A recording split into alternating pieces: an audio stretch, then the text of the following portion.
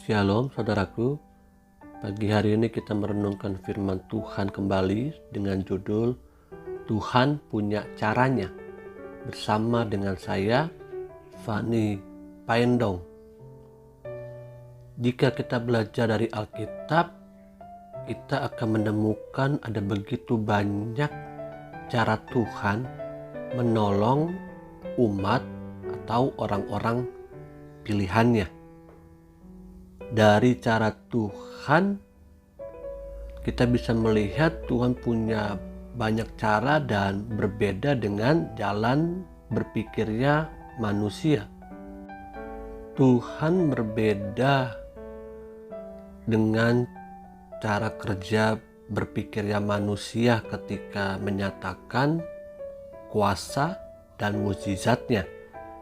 Kita akan lihat dalam cerita 2 Raja-Raja 5 ayat 1, Naaman, panglima Raja Aram, adalah seorang terpandang di hadapan tuannya dan sangat disayangi sebab oleh dia Tuhan telah memberikan kemenangan kepada orang Aram. Tetapi orang itu seorang pahlawan tentara sakit kusta.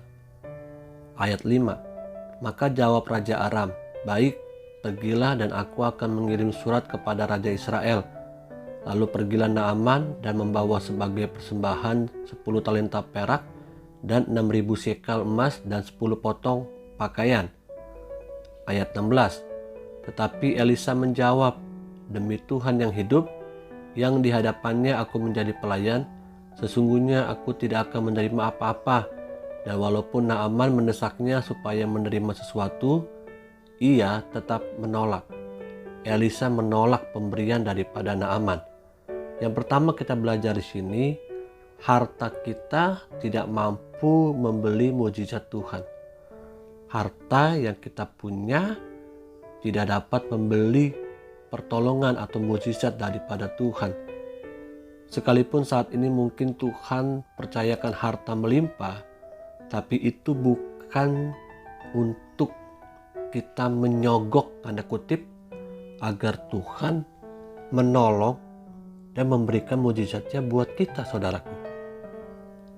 Apakah yang ada di hati kita akan teruji ketika masalah itu datang? Hati kita akan merespon setiap masalah yang datang, baik respon yang baik maupun yang tidak baik.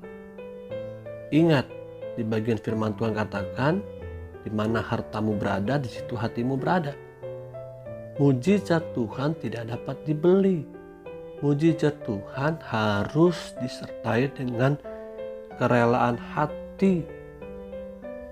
Dalam ayat 10 sampai dengan 11, selanjutnya dikatakan Elisa menyuruh seorang suruhan kepadanya mengatakan, "Pergilah mandi 7 kali dalam sungai Yordan, maka tubuhmu akan pulih kembali, sehingga engkau menjadi tahir." Tetapi pergilah Naaman dengan gusar sambil berkata, "Aku sangka bahwa setidak-tidaknya ia datang keluar dan berdiri memanggil nama Tuhan Allahnya, lalu menggerak-gerakkan tangannya di atas tempat penyakit itu, dan dengan demikian menyembuhkan penyakit kustaku." Nah, yang kedua kita melihat di sini ternyata kerendahan hati membuat kita akan kaya mengalami mukjizat Tuhan. Kerendahan hati membuat kita akan kaya mengalami mukjizat Tuhan. Karena orang yang rendah hati akan lebih mudah menerima cara Tuhan menolong daripada orang yang tinggi hati. Coba lihat di sini. Naaman mencoba untuk mengatur sendiri caranya. Tetapi Tuhan punya caranya lewat Nabi Elisa. Di dalam ayat selanjutnya, ayat 14 katakan, "Maka turunlah ia membenamkan dirinya 7 kali dalam sungai Yordan sesuai dengan perkataan abdi Allah itu. Lalu pulihlah tubuhnya kembali seperti tubuh seorang anak.